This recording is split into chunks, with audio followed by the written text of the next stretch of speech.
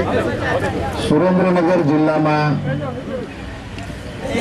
ભારતીય જનતા પાર્ટીના પ્રમુખ તરીકે હું આજે આવ્યો છું ત્યારે આખા દિવસનો કાર્યક્રમ છે. સુરેન્દ્રનગર જિલ્લા ભાજપના આગેવાનોને મારે અભિનંદન એ વાતના આપવા છે કે પ્રમુખ તરીકે હું પહેલો વહેલો આ ગામમાં જ્યારે આવું છું ત્યારે મારો ભોજન સમારંભ સુરેન્દ્રનગરના દલિતવાસમાં ગોઠવ્યો છે. બદલ હું એમને અભિનંદન.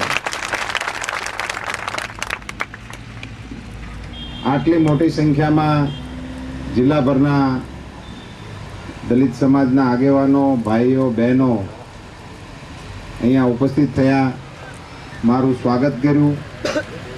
એ બદલ પણ હું દલિત સમાજના અહીંના આગેવાનોનો, ભાઈ કરશનભાઈ અને એમની ટીમનો હૃદયપૂર્વકનો આભાર માનું છું. કોઈ પ્રદેશના સત્તાધારી પક્ષના પ્રમુખ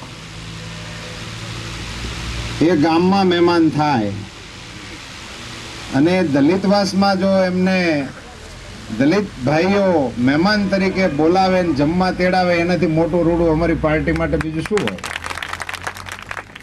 અમે એક નવી પરંપરા, અમારી પાર્ટીની એક નિષ્ઠા છે ભારતીય જનતા પાર્ટીની. આપણે સામાજિક સમરસતા આ દેશમાં ઊભી થાય એને માટેના પ્રયત્નોમાં લાગેલા કાર્યકર્તાઓ છીએ. ત્યારે એ વાતોથી ન થાય, એનો વ્યવહાર પણ કરવો પડે.